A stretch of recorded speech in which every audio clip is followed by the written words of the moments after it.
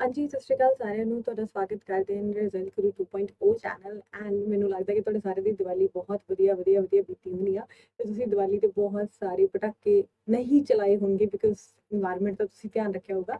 Obviously ਆਪਾਂ ਆਪਣੀ science ਦੀ class ਵਿੱਚ ਆਪਾਂ ਬਹੁਤ ਸਾਰੀ ਚੀਜ਼ਾਂ ਕਰਦੇ ਹਾਂ ਨਾ, ਜਿਵੇਂ ਆਪਾਂ ਦੇਖਿਆ ਸੀਗਾ ਕਾਰਬਨ ਮੋਨੋਆਕਸਾਈਡ ਕੀ ਆ ਕਿ ਬਹੁਤ ਜ਼ਿਆਦਾ ਪਿਆਰ ਕਰਦਾ ਹੈ ਹੀਮੋਗਲੋबिन में। We have discussed many concepts जो बहुत ही ज़्यादा इंपॉर्टेंट थे एंड आज की क्लास में हम क्या करेंगे, सेशन में हम करेंगे सारे एमसीक्यूज एंड एमसीक्यूज करने के बाद और कल की सेशन में हम क्या करेंगे, रेस्पिरेटरी सिस्टम जो एनारोबिक एरोबिक सारी सिस्टम्स करेंगे। ठीक है जी। तो बात चलती है सरकार, फर्स्ट क्वेश्चन की ओर चलते हैं।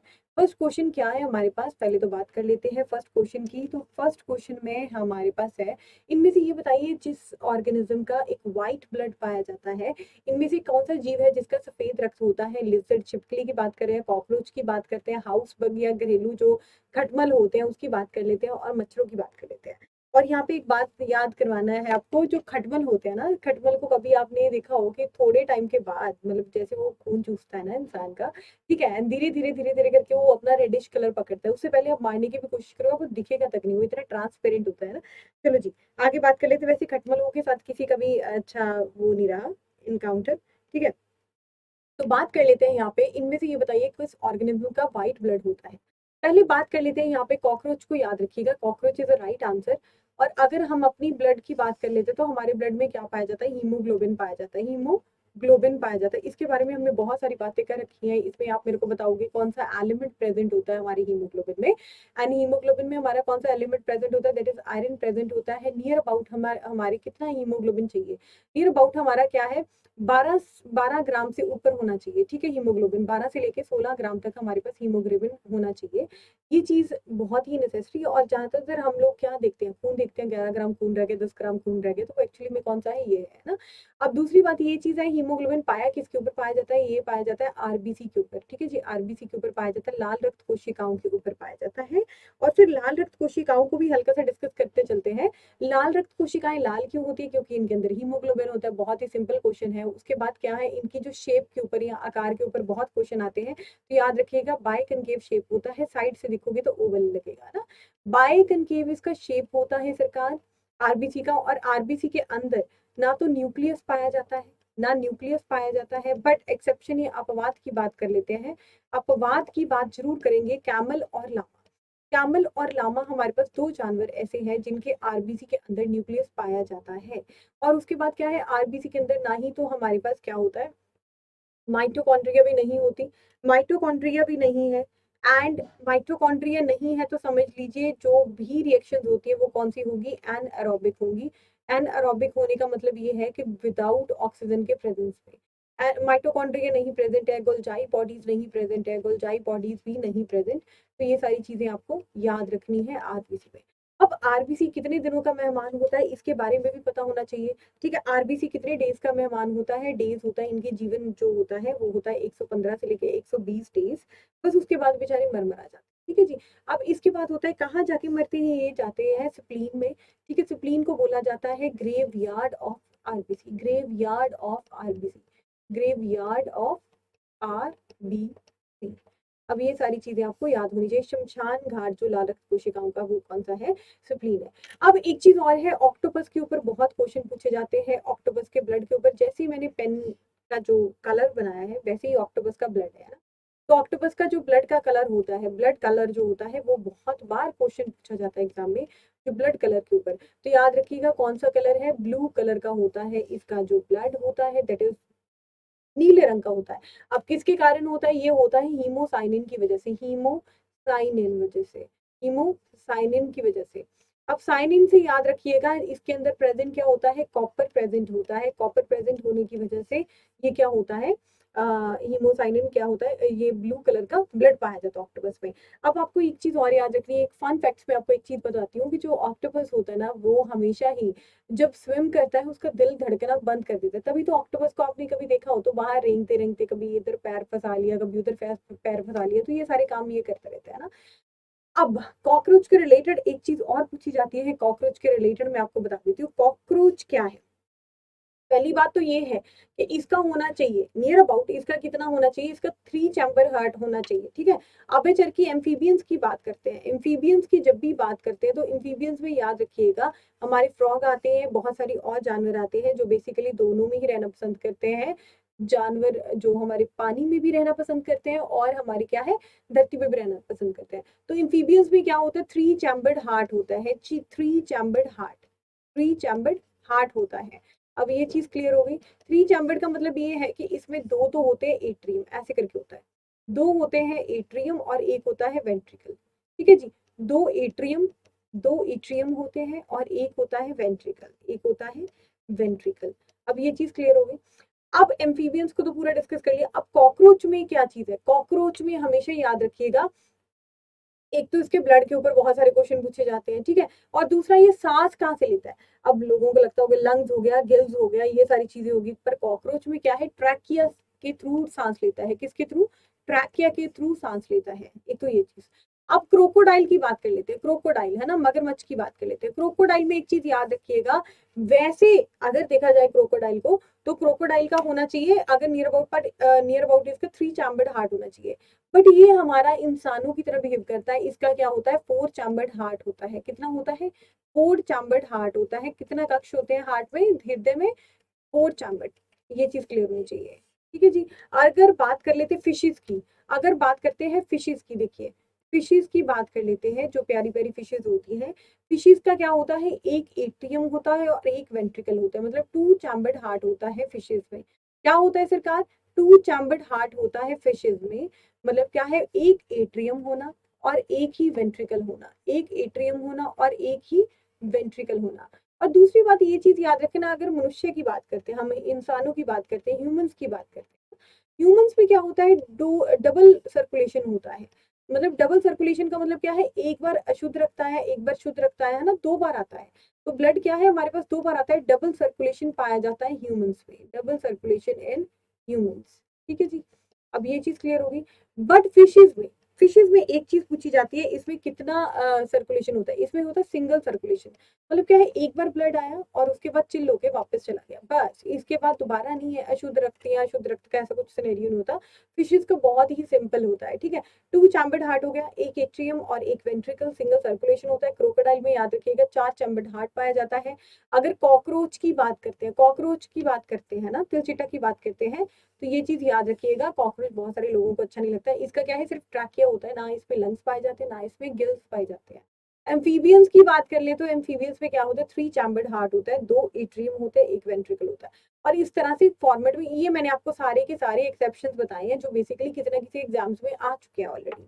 चलो जी आगे चलते हैं। अब नेक्स्ट बात कर लेते हैं, इनमें इनमें से वो ऑर्गन बताइए जिसमें क्या है, हीमो जो हमारे लिम्फोसाइट्स फॉर्म होते हैं। मानव शरीर में किस अंग में लिम्फोसाइट्स बनते हैं, यकृत की बात करते हैं, अस्थि मज्जा की बात करते हैं, तिल्ली की बात करते हैं, या अग्नाशय की बात करते हैं।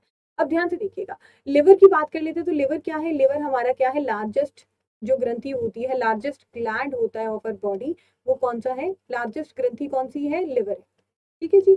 अब उसके बाद सेकेंड लार्जेस्ट जो ग्रंथि होती है वो होती है हमारी पैनक्रियास, ठीक है। This is the second largest gland of body, second largest gland body of body. अब लिवर क्या करता है, पहली बात तो ये है, लिवर के बारे में एक चीज याद रख लीजिए। लिवर क्या है हमारे पास, एक तो हमारा पास होता है लेफ्ट और एक होता है, 2 पोर्शन में डिवाइडेड है, लेफ्ट और राइट में, ठीक है। लेफ्ट और राइट को जो सेपरेट करता है, जो सेपरेट करता है मतलब उसको अलग अलग करता है, वो क्या है हमारे पास, वो है हमारे पास फेल्सीफॉर्म लिगामेंट, फेल्सीफॉर्म लिगामेंट। फेल्सीफॉर्म लिगामेंट करती क्या है, फेल्सीफॉर्म लिगामेंट इन दोनों को अलग अलग करती है, ये चीज आपको याद रखनी है। अब लिवर के और बहुत सारी चीजें हैं, जैसे मान लो ग्लाइकोजन है ना, ग्लूकोज हमारा क्या होता है, ग्लूकोज जब एक्यूमुलेट हो जाता है तो ग्लाइकोजन फॉर्म होता है ना। ग्लाइकोजन क्या है, ग्लाइकोजन स्टोर हो जाता है हमारे यकृत में जाके, ठीक है, यकृत में जाके ये स्टोर होता है, ये चीज क्लियर करनी। अगर बात करते हैं छोटे बच्चों की, है ना, छोटे बच्चों की बात करते हैं, तो छोटे बच्चे में भी ये चीज याद रखना, यकृत बहुत ज्यादा काम करता है। और नॉर्मली बात करी जाए, जैसे हमारे अंदर क्या होता है, बोन मैरो से हमारे क्या है सेल्स बनती है ना, क्या होती है, बोन मैरो से, है ना। लिम्फोसाइट्स क्या होते हैं, लिम्फोसाइट्स हमारी एक सफेद रक्त कोशिकाओं का एक पार्ट है। लिम्फोसाइट्स क्या है, सफेद रक्त कोशिकाओं का पार्ट है। और लिम्फोसाइट्स भी हमारे पास 2 टाइप के, एक तो टी लिम्फोसाइट्स होती है, एक बी लिम्फोसाइट्स होती है। जो टी लिम्फोसाइट्स मैंने आपको ऑलरेडी बता रखा है, एसएससी ने इसके ऊपर इतने भरपूर क्वेश्चन पूछे हुए हैं कि ये बताइए अगर मान लो किसी इंसान को एड्स हो जाता है तो कौन से सेल सबसे ज्यादा इफेक्टेड होते हैं, तो याद रखिएगा टी लिम्फोसाइट सबसे ज्यादा इफेक्ट होते हैं ना, तो ये चीज याद रखी थी हमने। अब उसमें एक चीज और याद रखी थी, बोन मैरो में ही हमारी सारी चीजें फॉर्मेशन होती है, ठीक है। आरबीसी की बात कर ली जाए, डब्ल्यूबीसी की बात करते हैं, और बात करते हैं प्लेटलेट्स की है ना, तो ये सारे क्या है, रेड बोन मैरो में पाए जाते हैं। रेड बोन मैरो का मतलब क्या है सरकार, जो हमारी हमारी बॉडी की सबसे बड़ी हड्डी होती है ना, उसके अंदर पाया जाता है बोन मैरो, उसके अंदर क्या पाया जाता है, बोन मैरो, ये चीज क्लियर होगी। अगर मैं बात करूं बच्चों की, ठीक है, अगर मैं चिल्ड्रन या मतलब बच्चों की बात करते हैं तो वहां पे क्या है, ये वाली सारी बनती है यकृत में। कहाँ पे बनती है, यकृत में बनती है, वहां पे आपका बोन मैरो नहीं होगा, अस्थि मज्जा नहीं होगा। तो ये भी क्वेश्चन पूछा जाता है कि कहाँ पे बच्चों में कहाँ बनती है, तो आपने बोला है यकृत। अगर बड़ों की बात कर रहे हैं तो हम बात करें बोन मैरो की या अस्थि मज्जा की बात करते हैं। अब स्प्लीन क्या है, तिल्ली क्या है, क्लीन होता है सरकार, हमारी क्या करती है, आरबीसी को क्या करती है, डिस्ट्रॉय करती है, उसको क्या कहते हैं, ग्रेव यार्ड ऑफ आरबीसी बोलते हैं, शमशान घाट बोला जाता है, graveyard of RBC, graveyard of RBC बोला जाता है। ये सारी चीजें आपको याद रखनी है। अगर बात करी जाए यहाँ पे, आरबीसी को क्या बोलते हैं, आरबीसी को एरिथ्रोसाइट्स बोलते हैं, इसका क्या है, एरिथ्रोसाइट्स नाम है। अगर डब्ल्यूबीसी की बात करते हैं, इसको बोलते हैं ल्यूकोसाइट, इसको क्या बोलते हैं, ल्यूकोसाइट। अगर प्लेटलेट्स को बोलते हैं थ्रोम्बोसाइट्स, थ्रोम्बोसाइट्स बोलते हैं। ये सारी चीजें आपको याद रखनी है, सच याद रखनी है। एंड बात कर लेते हैं लिवर की। लिवर एक जूस सिक्रीट करता है जिसको बोलते हैं बाइल जूस, है ना। अब वो क्या करता है, फैट्स के ऊपर जाके एक्ट करता है, फैट्स को तोड़ने में मदद करता है, ठीक है। जैसे फैट्स का एक बड़ा सा मॉलिक्यूल है, आप फैट को क्या, फैट इंसान को बड़ा मोटा सा देखते हो ना, तो वैसे ही आपने फैट मॉलिक्यूल को देखना है, फैट मॉलिक्यूल को आपने बड़ा सा देखना है, और उसको क्या है, छोटे छोटे टुकड़ों में तोड़ना है ना। तो उसको बोलते हैं इमल्सिफिकेशन ऑफ फैट, है ना, उसको क्या बोलते हैं, इमल्सिफिकेशन ऑफ फैट। और ये कौन काम करता है, बाइल जूस करता है, कौन सा, लिवर या यकृत, ठीक है जी। चलो आगे चलते हैं नेक्स्ट क्वेश्चन के ऊपर। अब इनमें से ये बताइए, इनमें से कौन सी ऐसी चीज है जो हमारी बॉडी में स्टोर नहीं होती, ठीक है। अब इनमें से कौन सा यौगिक मानव शरीर में संचित नहीं होता, अगर बात करिए ग्लाइकोजन, अमाइनो एसिड्स, फैट या टोकोफेरॉल। ध्यान से देखिए, ग्लाइकोजन तो मैंने आपको अभी भी बताया है कि ये क्या करता है, यकृत में जाके स्टोर होता है। ये कहाँ होता है, यकृत में जाके स्टोर होता है। क्यों होता है, क्योंकि हमारे पास ये बहुत ज्यादा मात्रा में होता है, इस वजह से यकृत में जाके स्टोर हो जाता है। अगर बात करें अमाइनो एसिड्स, अमाइनो एसिड्स क्या है, किसकी सबसे छोटी इकाई है, ये है प्रोटीन्स की सबसे छोटी इकाई, किसकी है, प्रोटीन्स की सबसे छोटी इकाई है। अगर बात करी जाए टोकोफेरॉल, टोकोफेरॉल से ये चीज याद रखिएगा, ये किसको बोलते हैं, ये विटामिन ई को बोला जाता है, किसको सरकार, विटामिन ई को बोला जाता है, टोकोफेरॉल। और मैंने इसमें आपको ट्रिक भी बताया था कैसे याद रखना है, केमिकल नेम जो विटामिन ई का। और इसमें क्या है, अगर मान लो हमारे अंदर कोई विटामिन ई की कमी आ जाती है तो क्या होता है सरकार, एक तो होता है स्टेरिलिटी की समस्या। स्टेरिलिटी का मतलब क्या है, बांझपन की समस्या। और हमारे पास क्या है, एजिंग की समस्या आएगी, मतलब क्या है, हम अपनी एज से पहले बूढ़े लगने स्टार्ट हो जाएंगे। तो स्टेरिलिटी की समस्या, बांझपन की समस्या, विटामिन ई के कारण। और कई बार क्वेश्चन ऐसा भी आता है एसएससी के बेसिस पे कि एसएससी ये क्वेश्चन पूछती है कि ये बताइए कौन सा स्टिमुलेट करता है सेक्स ग्लैंड्स को, ठीक है, कौन सा स्टिमुलेट करता है सेक्स ग्लैंड्स को, तो आप कहोगे हाँ जी विटामिन ई के बारे में हमें पता है, ठीक है, क्योंकि बांझपन की समस्या भी इसकी कमी के कारण आती है। अब कौन सी चीज हमारे बॉडी के अंदर स्टोर नहीं होती, that is fat, that is fat, या ठीक है, फैट को याद रखना। यहाँ पे यहाँ पे आंसर याद रखिएगा, वसा। यहाँ पे वसा भी लिख सकते हैं, फैट भी लिख सकते हैं, दोनों सारी चीजें आपको याद रखनी है। अगर बात कर लेते हैं अमाइनो एसिड्स की, देखो जो प्रोटीन होते हैं इसके ऊपर बहुत सारे क्वेश्चंस बनते हैं प्रोटीन के ऊपर, है ना। प्रोटीन क्या है, हमारी जो बॉडी होती है उसको बिल्ड करने में मदद करता है ना। अगर बात कर ली जाए नॉर्मल वुमेन की, है ना, जो नॉर्मल वर्किंग वुमेन होती है या मेल कह लो, है ना, तो उसको कितना प्रोटीन चाहिए, उसको क्या चाहिए, 45 ग्राम पर प्रतिदिन, पर डे चाहिए। अगर बात करी जाए लैक्टेटिंग वुमेन होती है जो अपने बच्चों को दूध पिला रही होती है, बच्चे छोटे होते हैं ना, तो उनको क्या है, ऑब्वियसली उनको प्रोटीन ज्यादा चाहिए, प्रोटीन ज्यादा चाहिए। तो याद रखिएगा 70 ग्राम पर डे, 70 ग्राम पर डे। ये हमने इतनी बार कर चुके हैं कि वैसे ही दिमाग में फिट बैठ जाना चाहिए ना। अगर उसके बाद क्या है, हमारे पास प्रोटीन्स के ऊपर बहुत सारे क्वेश्चन पूछे जाते हैं कि हाँ जी ये बताइए कौन सा प्रोटीन कहाँ पाया जाता है, ठीक है। इंपॉर्टेंट जो प्रोटीन्स होते हैं ध्यान से देखिए। अगर बात करी जाए कैराटीन की बात करते हैं तो ये कहाँ पाया जाता है, हेयर हो गया, जो हमारा हेयर हो गया, या हमारे नेल्स हो गए, या हमारे नाखून हो गए, या हेयर हो गई, ये दोनों हमारे क्या है, किसके बने होते हैं, कैराटीन के बने होते हैं, ठीक है जी। उसके बाद हमारे पास क्या है, कोलेजन। कोलेजन होता है हमारी स्किन के अंदर, जो हमारी स्किन के अंदर होता है ना कोलेजन होता है, बहुत सारे लोगों के इंजेक्शन भी लगते हैं कोलेजन के, है ना। जैसे बहुत अच्छी फिल्म स्टार्स होती हैं जो इतनी मेंटेन रहती है, तो आपको क्या लगता है कि वो ऐसी, जैसे छोटा बच्चा होता है ना उसके कोलेजन बहुत अच्छा होता है ना, जैसे क्योंकि कोलेजन मतलब क्या है, इलास्टिसिटी है ना, हमारी जो इलास्टिसिटी मेंटेन करने का काम करता है। अब जैसे ही अपना बुढ़ेपे के सिम्टम्स आने लग जाते हैं तो क्या होता है, कोलेजन का जो प्रोडक्शन होता है वो कम हो जाता है, कोलेजन बहुत कम बनता है हमारे शरीर में, जिसके कारण क्या है, बुढ़ेपे के लक्षण आने स्टार्ट हो जाते हैं ना। तो कोलेजन से याद रखिएगा, कोलेजन क्या है, हमारी स्किन के लिए बहुत अच्छा है। और कोलेजन की बहुत सारी आपने क्रीम्स भी आजकल देख ली है, कोलेजन के बारे में पहले लोगों को नहीं पता था, बट आजकल तो ढेर सारी क्रीम चल रही है कोलेजन के नाम पे, ठीक है। अब उसके बाद क्या है, मिल्क में याद रखिएगा, मिल्क में एक प्रोटीन पाया जाता है जिसको बोलते हैं कैसीन प्रोटीन। क्या बोलते हैं, कैसीन। और ये भी क्वेश्चन आ जाता है कि मिल्क में ये बताइए कौन सा प्रोटीन पाया जा रहा है, तो आपने याद रखना है मिल्क में कौन सा प्रोटीन पाया जाता है, कैसीन प्रोटीन जो पाया जाता है। अब बहुत सारे लोग होते हैं ना कि जैसे मान लो कि भी कई लोगों को व्हीट से प्रॉब्लम होती है, गेहूं से प्रॉब्लम होती है, तो कहते हैं ना ग्लूटेन इंटॉलरेंट है ये, ग्लूटेन इंटॉलरेंट है, व्हीट टॉलरेटिंग। अब वो बेचारे क्या करते हैं, बेसन की रोटी खाते हैं या बहुत सारे और अनाज दिए जाते हैं उनको, मतलब बेसिकली उनको क्या है, व्हीट नहीं दिया जाता, गेहूं नहीं दिया जाता ना। तो याद रखिएगा व्हीट में कौन सा प्रोटीन पाया जाता है, ग्लूटेन। कौन सा, ग्लूटेन। अब एक चीज और याद रखिएगा, अब एक होता है सेल्यूलोज, ठीक है, एक होता है सेल्यूलोज, इसबगोल का छिलका देखते हैं। अब क्या होता है, जैसे मान लो हम क्या करते हैं, आटा छानते हैं ना, आटा छानने के बाद हमारे पास क्या है, वो कुछ रेशे से बच जाते हैं ना, हम क्या करते हैं उनको साइड में निकाल के रख देते हैं। काफी सारे लोग कहते हैं नहीं यार इसको आटा इसके अंदर ही गूंदने दो, क्योंकि उसके अंदर क्या होता है, सेल्यूलोज होता है, और सेल्यूलोज का अच्छा काम ये है, ये पानी को एब्जॉर्ब करता है। पानी को एब्जॉर्ब करने की वजह से जो हमारी के बड़ी आंत में जो पानी होता है वो ज्यादा हो जाता है, और क्या है, मल निकालने बाहर निकालने में दिक्कत नहीं आती। इस वजह से क्या है, कई लोग ईसबगोल का छिलका भी लेते हैं तो बोलते हैं मेरा पेट सही हो गया ना, जो नॉर्मल हमारे बड़े बूढ़े बहुत खाते हैं ईसबगोल का छिलका ना, तो ये चीज बड़ी फेमस है उनके लिए। तो ये सारी चीजें आपको याद रखनी, कैरेटीन हो गया, कोलेजन हो गया, मिल्क में कौन सा पाया जाता है, व्हीट कौन सा है, सेल्यूलोज कहाँ पाया जाता है, सेल्यूलोज से ही मैंने आपको व्हीट का बता दिया है ना। तो ये सारी चीजें आपको क्लियर करनी है। आगे चलते हैं, नेक्स्ट बात कर लेते हैं, ये बताइए इनमें से कौन सा हमारे फॉर्मेशन होता है, कौन सा हमारे हड्डियां और दांतों के निर्माण के लिए किसकी आवश्यकता होती है, सोडियम और पोटाशियम, आयरन और कैल्शियम, और सोडियम और कैल्शियम, या कैल्शियम और पोटाशियम की बात कर लेते हैं।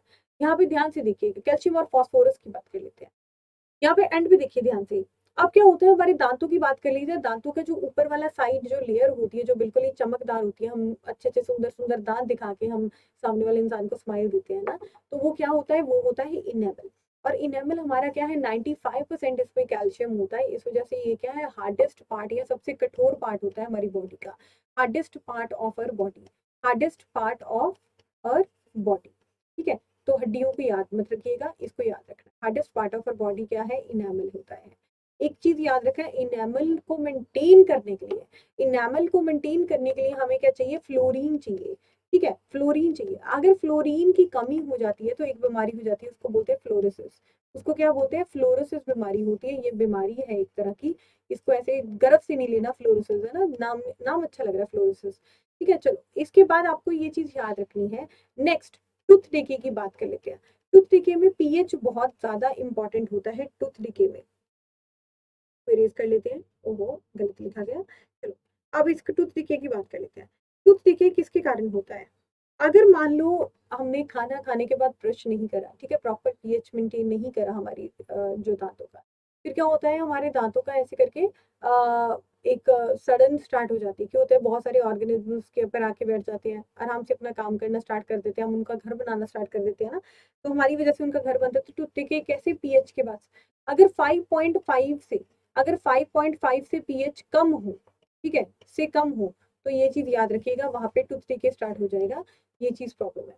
अब जो हमारी बोन और जो हड्डियां होती हैं और दांतों के निर्माण के लिए क्या चीज चाहिए, कैल्शियम और फास्फोरस चाहिए, कैल्शियम और फास्फोरस चाहिए, ये चीज याद रखिएगा। अगर मैं सोडियम और पोटाशियम की बात करती हूँ, सोडियम और पोटाशियम से बात याद करते हैं, तो इनको बोलते हैं सॉफ्ट मेटल्स बोलते हैं, इनको क्या है, सॉफ्ट धातु बोलते हैं, मतलब सॉफ्ट धातु। अब क्यों सॉफ्ट धातु बोलते हैं, जैसे ही मान लो अभी इनको क्या है कैरोसिन ऑयल में ना, इनको क्या है पूरा प्रॉपर इसको लपेट के रखते हैं, ठीक है। अब इनको क्या है सीधा डायरेक्ट एयर के साथ इनका कांटेक्ट बनने देते हैं, क्या होता है क्योंकि एयर जो हमारा ऑयल होता है वो क्या करता है कॉन्टैक्ट तोड़ता है।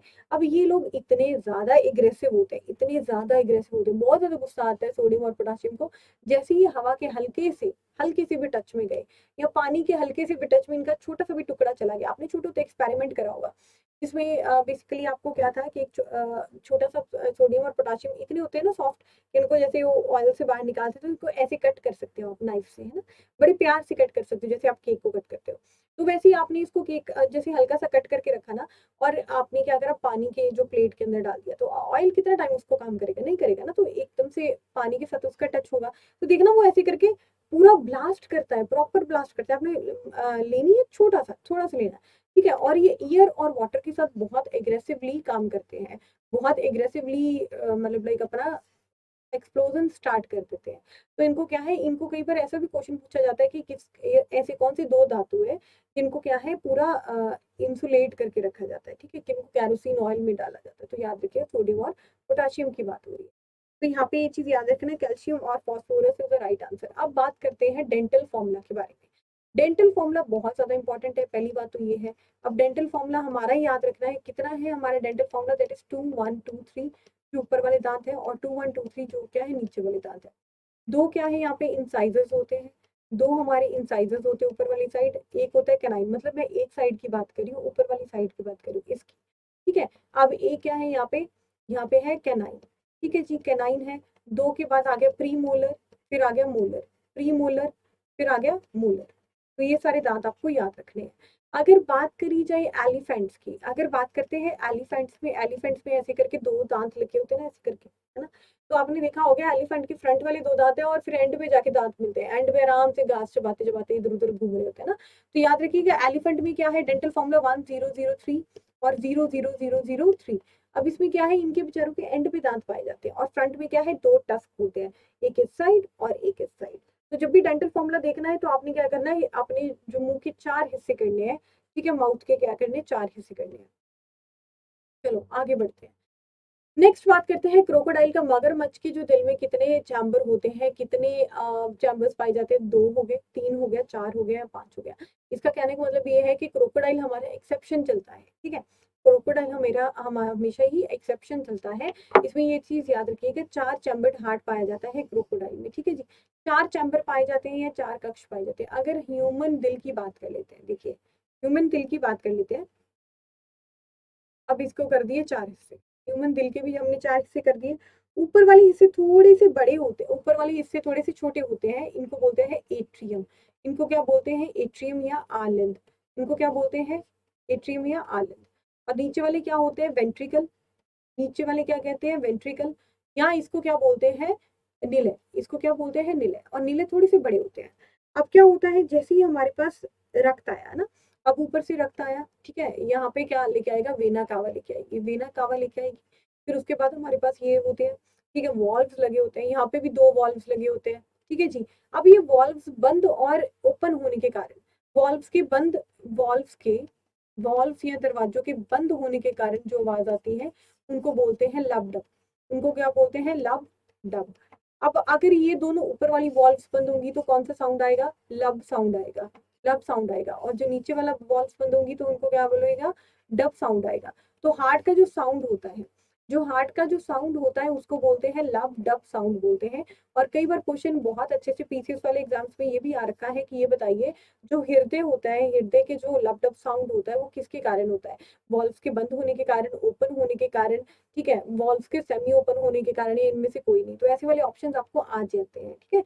और हार्ट को जो ऊपर प्रोटेक्ट करता है उसको बोलते हैं पेरिकार्डियम, उसको क्या बोलते हैं, पेरिकार्डियम बोला जाता है, पेरिकार्डियम। ये चीज भी बहुत इंपॉर्टेंट है। चलो आगे बढ़ते हैं। अब नेक्स्ट की बात करते हैं, हे फीवर की बात करते हैं। हे फीवर क्या है, साइन ऑफ माल न्यूट्रिशन है, एलर्जी है, ओल्ड एज है, या ओवरवर्क, या काम अधिक करना, ठीक है, काम अधिक करना, ठीक है, काम अधिक करना। अब ध्यान से देखिए, अब हे फीवर क्या है? अब जैसे मान लो कि हमें क्या होता है कि जैसे पॉलिनेशन होता है, जैसे आपने कभी कभार देखा हो जैसे हमारे फ्लावर्स होते हैं ऐसे करके, ठीक है, इनके ऊपर ऐसे करके बने होते हैं ना, हम क्या करते हैं वहां पे जाके उनको ऐसे करके सूंघने की कोशिश करते हैं ना, उसकी स्मेल लेने की कोशिश करते हैं, तो क्या होता है पॉलन ग्रेन्स, जो पॉलन ग्रेन्स होते हैं वो हमारे नाक में चले जाते हैं। अब कई बार क्वेश्चन हे फीवर के साथ ऐसा भी आया है कि हे फीवर साइन किसका है, किसका संकेत है, तो पॉलन ग्रेन से एलर्जी होने का मतलब क्या है, वो नाक के अंदर घुस जाएंगे, ठीक है, और एलर्जी करेंगे, ठीक है, पॉलन ग्रेन। वैसे आपको याद रखना है पॉलन ग्रेन से, इसके और भी बहुत सारे कारण हैं, जैसे एनिमल्स का जो स्लाइवा होता है, एनिमल्स का स्लाइवा, ठीक है। अब एनिमल्स का स्लाइवा का मतलब क्या है, जानवरों का, जैसे हमने घर पे पालतू कुत्ते बांधे होते हैं ना, तो वो क्या करते हैं, उनको चाटना बड़ा पसंद है, ठीक है, वो चाटते रहेंगे, है ना। अब ये चाटने के कारण क्या चक्कर पड़ता है, चाटने के कारण ही तो ये चक्कर पड़ता है कि वो उनके जो कण होते हैं ना, वो छोटे छोटे छोटे हमारे क्या है नाक में घुस जाते हैं, उसके कारण क्या है एलर्जी हो जाती है। अब हे फीवर क्यों इतना ज्यादा इंपॉर्टेंट क्यों है, ध्यान से सुनिए। अब हे फीवर का एक चीज इशू होता है, जैसे ये फीवर की तरह ही सिम्टम्स इनके फीवर की तरह ही होते हैं, बट इनके फीवर के सिम्टम्स इनके 3 से 4 महीने परसिस्ट करते हैं। मतलब क्या है, आपको 2-3 दिन में ऐसा नहीं है कि आपको मुक्ति मिल जाएगी, है ना, ये एलर्जी हमारी क्या है लंबी चलेगी, और ये आपकी 2-3 महीने चलती रहेगी एलर्जी, ठीक है। तो यहाँ पे हमारा सही आंसर क्या है, एलर्जी के कारण, ठीक है, ये फीवर पाया जाता है। चलो आगे चलते हैं नेक्स्ट क्वेश्चन पे। अब ये पूछते हैं कि जो गाय के दूध का जो रंग होता है वो किसकी उपस्थिति के कारण हल्का पीला होता है, जेंथोफिल हो गया, राइबोफ्लेविन हो गया, राइबोलोज हो गया, कैरोटीन हो गया। तो यहाँ पे ये चीज ध्यान से देखिए, जो कैरोटीन पिगमेंट है ना, ये पाया जाता है कैरेट्स में। ये कहाँ पाया जाता है, कैरेट्स में, गाजरों में, ठीक है जी। अब उसके बाद क्या है, राइबोफ्लेविन, याद रखना इसका आंसर क्या है, राइबोफ्लेविन। अब ज्यादातर राइबोफ्लेविन का मतलब क्या है, राइबोफ्लेविन का मतलब ये है सरकार, हम बात कर रहे हैं विटामिन बी 2 की, किसकी बात कर रहे हैं, विटामिन बी 2 की बात कर लेते हैं। विटामिन बी 2 को राइबोफ्लेविन में बोला जाता है। और दूसरा क्या है, इसकी कमी के कारण क्या होता है, कमी के कारण क्या पाया जाता है, हमारे क्या है माउथ में जो अल्सर्स होते हैं, जो मुंह में छाले होते हैं या अल्सर्स होते हैं, ये भी इसके कारण होते हैं। या बात करते हैं जो हमारे साइड के जो किनारे है ना, जो ये वाले है ना, तो वो क्या है फटना स्टार्ट हो जाते हैं, मतलब क्या है इन्फेक्शन होने लग जाती है, ठीक है, इसको बोलते हैं चिलियोसिस, इसको क्या बोलते हैं, चिलियोसिस बोलते हैं, ये भी इसकी कमी के कारण होता है। तो आपको क्या है विटामिन बी 2 की कमी के कारण क्या है, अल्सर्स हो गए, चिलियोसिस हो गई, ये सारी चीजें राइबोफ्लेविन की कमी के कारण होता है। तो राइबोफ्लेविन भी याद रखना है, विटामिन बी 2 भी याद रखना है, इसको ही बोलते हैं। अब थायामाइन से याद रखिएगा, थायामाइन कौन सा होता है, हमारा विटामिन बी 1 की बात करते हैं। विटामिन बी 1 कौन सा है, थायामाइन। और इसकी कमी के कारण क्या है, कौन सा रोग पाया जाता है, कमी के कारण प्लेग्रा रोग पाया जाता है, कौन सा, प्लेग्रा रोग पाया जाता है, प्लेग्रा, ये चीज आपको याद रखनी है, प्लेग्रा रोग, ठीक है जी। तो आपको सारे फैक्ट्स हो गए जितने भी हैं वो सारे के सारे आपको याद रखने हैं। यहाँ पे हमारा सही आंसर क्या है, राइबोफ्लेविन। अब इनमें से पूछा गया है, through which the organs maximum nutritional element in the blood are absorb.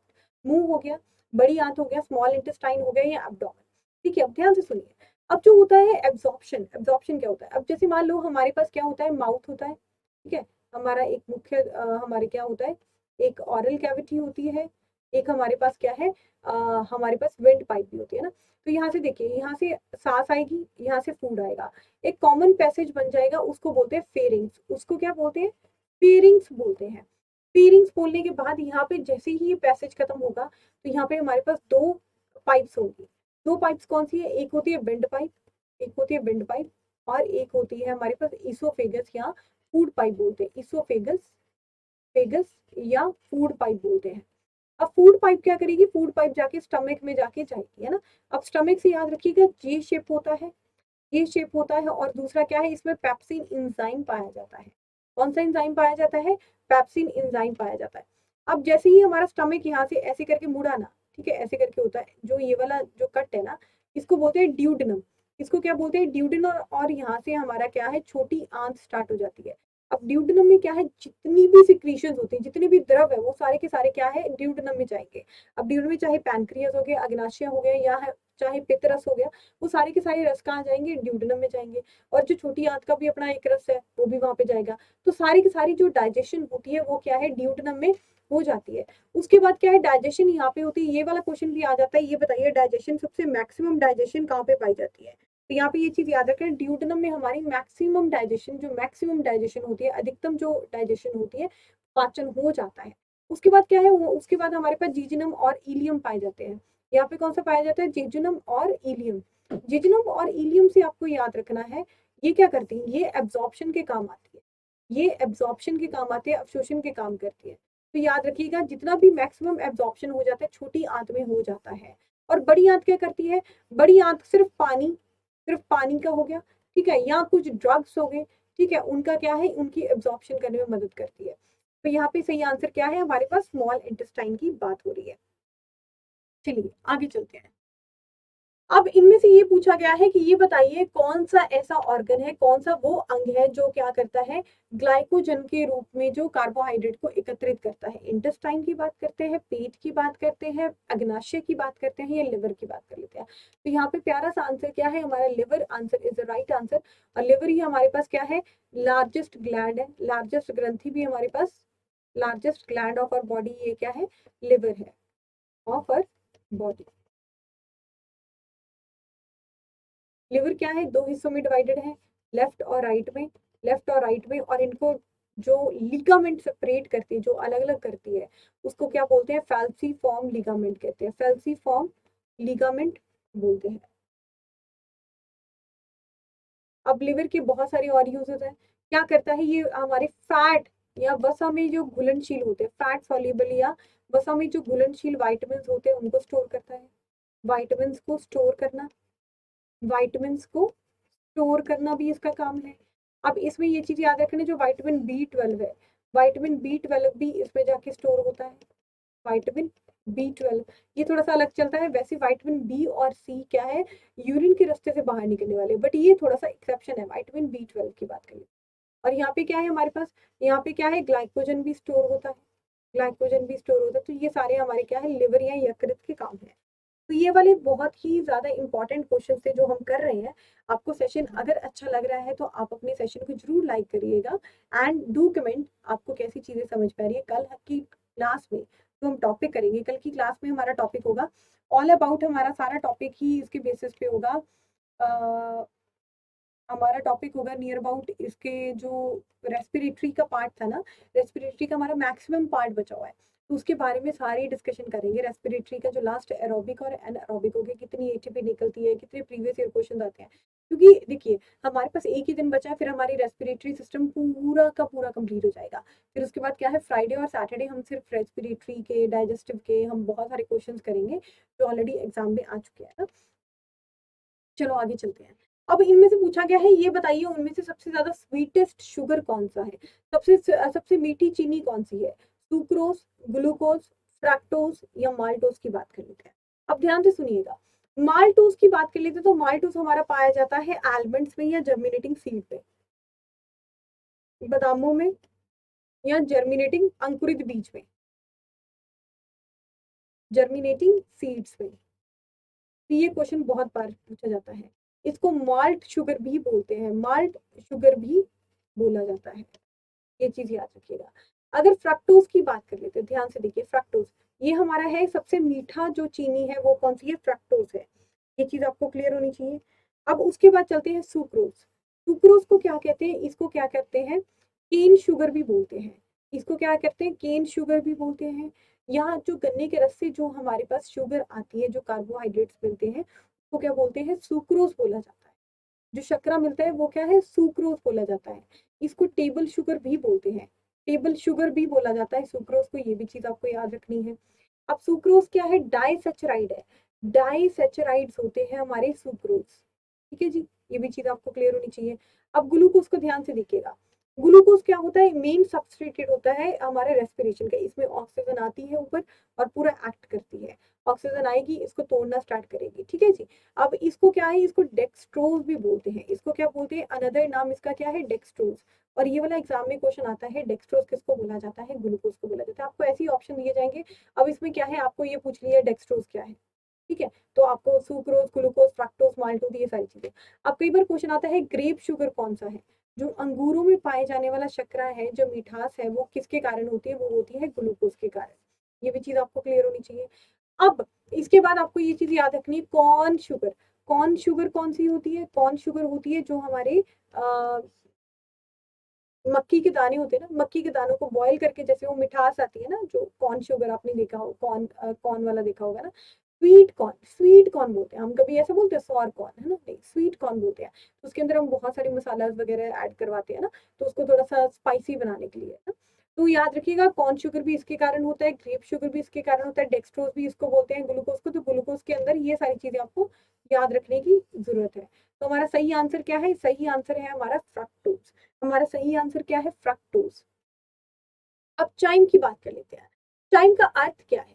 Food mix with saliva, लार के साथ जो मिश्रित भोजन होता है उसको बोलते हैं बोलस। ठीक है जी, मैं ए ऑप्शन को पहले मार्क कर रही हूँ ताकि आपको चीज क्लियर हो। इसका मतलब क्या है? इसमें क्या है, जो भोजन है ना, भोजन के अंदर कभी लार मिक्स हो गया, या भोजन के अंदर कभी जो गैस्ट्रिक द्रव हो गया, है ना, वो हो गया, तो इसमें क्या होता है, उनको अलग अलग नाम दिए जाते हैं। उस फूड को या उस भोजन को ही अलग अलग नाम दे दिए जाते हैं ना। अगर बात करी जाए, जो फूड मिक्स होता है सलाइवा के साथ, लार के साथ जो मिश्रित भोजन होता है, उसको बोला जाता है बोलस। ठीक है, बोलस। हम बोलते किससे हैं? मुख से बोलते हैं ना, मुंह से बोलते हैं। तो याद रखना है बोलस कहाँ पाया जाता है, ये हमारा फूड होता है जो सलाइवा के साथ मिक्स होके जो बनता है, वो उसको बोलते हैं बोलस। अगर बात करते हैं चाइम की, तो चाइम क्या है हमारे पास? ये है हमारे पास food mix with gastric secretions. Gastric स्रव के साथ जो मिश्रित भोजन होता है, उसको क्या बोलते हैं? उसको चाइम बोला जाता है। उसको क्या बोला जाता है? चाइम बोला जाता है। ये सारी चीजें बड़ी इंपॉर्टेंट है। अगर बात करी जाए स्लाइवा की, स्लाइवा के बारे में बात कर लेते हैं, लार के बारे में बात कर लेते हैं, तो 1.5 लीटर, 1.5 लीटर पर डे हम अपना लाइवा सिक्रीट करते हैं, 1.5 लीटर पर डे। पहले तो ये चीज क्लियर होनी चाहिए स्लाइवा के बारे में। और दूसरी चीज ये चीज क्लियर होनी चाहिए स्लाइवा को लेके, और भी बहुत सारे पॉइंट्स हैं। हमारे पास क्या है, 3 लार ग्रंथियां होती है, 3 लार ग्लैंड होते हैं या पेयर होते हैं उनके। ठीक है, 3 पेयर होते हैं। अब 3 पेयर से याद रखिएगा सबसे बड़ा वाला, ठीक है, जो सबसे बड़ा वाला है वो कौन सा? पैरेटिड ग्लैंड होता है, पैरेटिड ग्लैंड होता है। अब ये है ग्रंथि सबसे बड़ी लार ग्रंथि है, सबसे सबसे बड़ी लार ग्रंथि, लार ग्लैंड। ठीक है जी। अब ये क्या करेगी, जैसे मान लो ये हमारे यहाँ पे किनारे पे पाई जाती है, यहाँ पे कान खत्म होता है, यहाँ पे पूरा स्टार्ट होता है। ठीक है, पैरेटिड ग्लैंड है ना। अब इसमें होता है पैरामिक्सो वायरस आता है, एक पैरामिक्सो वायरस होता है जो इसकी वर्किंग को खराब करता है। पैरामिक्सो वायरस क्या करेगा, इसको जाके इफेक्ट करेगा। ठीक है, और इसको क्या है, मम्प्स का रोग हो जाएगा। क्या हो जाएगा इसमें?